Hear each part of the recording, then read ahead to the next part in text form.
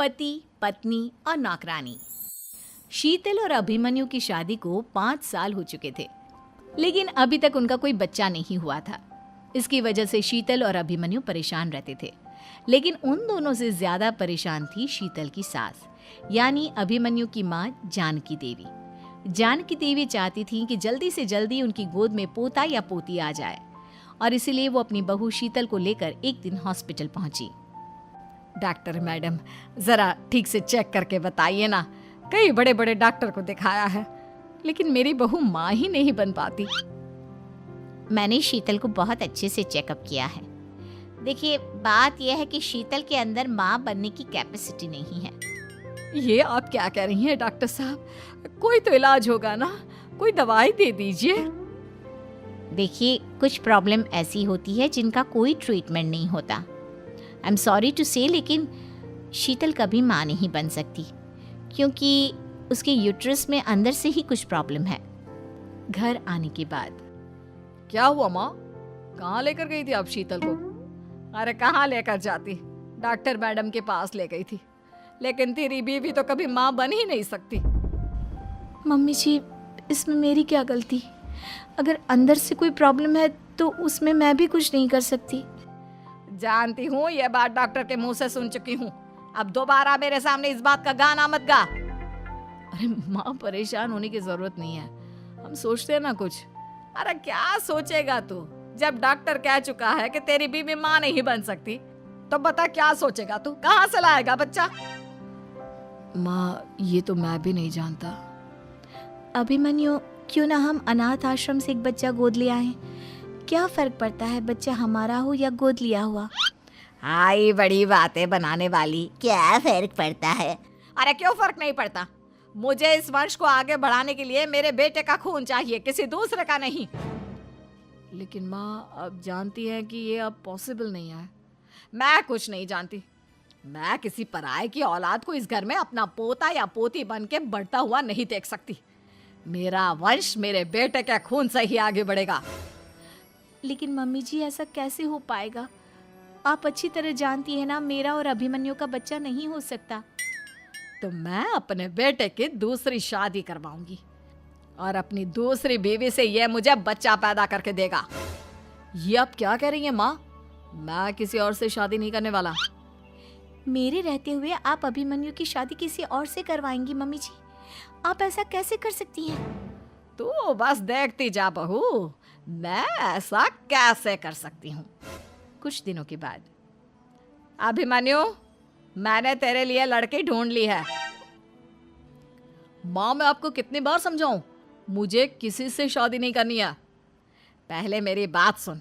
ये जो चमेली है ना, हमारे घर में काम करने आती है, वो तुझसे शादी करने के लिए तैयार है। मम्मी जी, आप अभिमन्यु की शादी एक नौकरानी के साथ करवाएंगी?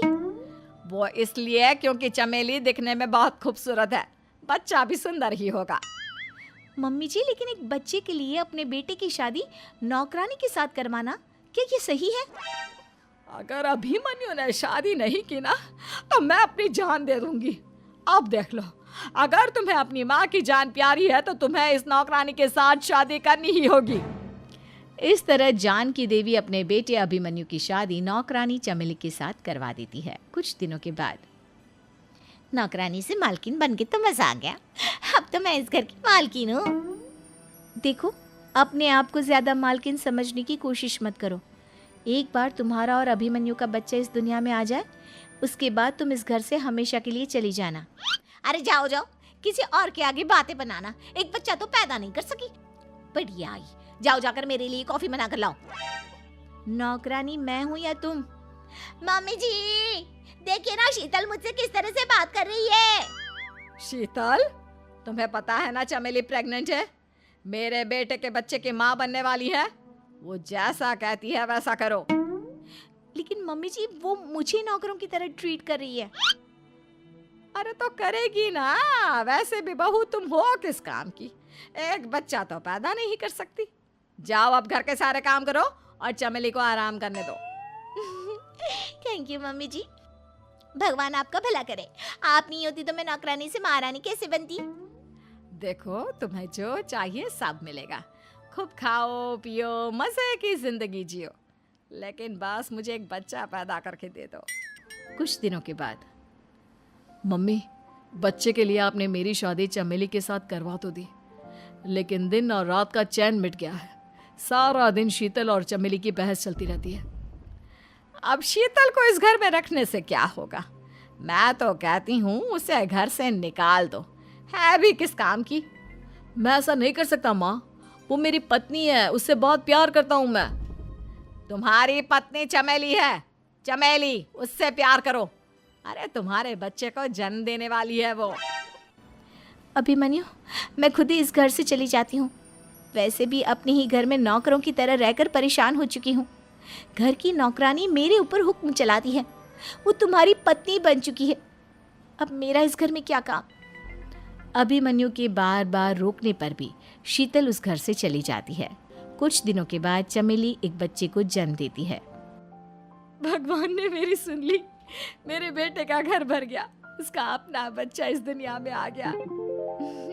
मम्मी जी, बच्चे को हाथ लगाने से पहले मेरी एक शर्त तो सुन लो। तुम कहना क्या चाहती हो चमेली? आपकी मम्मी को बहुत शौक था ना अपने पोते को खिलाने का। अब देखो, इस दुनिया में हर चीज की कोई ना कोई कीमत तो होती है। तुम अपनी आधी प्रॉपर्टी मेरे नाम कर दो, बच्चा तुम्हारे नाम। अरे लेकिन मैंने अपने बेटे से तुम्हारी शादी करवाई है, अब ये सौदेबाजी कहाँ से आ गई? जो औरत अपनी बहू को घर से निकाल कर एक नौकरानी के साथ अपने बेटे की शादी करवा दे, वो तो सौदेबाजी कर ही सकती है ना। उसका कैसे भरोसा कर सकते हैं? मुझे बस आप लोगों की प्रॉपर्टी चाहिए, उसके बाद ही बच्चे को आप हाथ लगा सकते हैं। मैंने कहा था ना मम्मी, आप गलत कर रही हैं।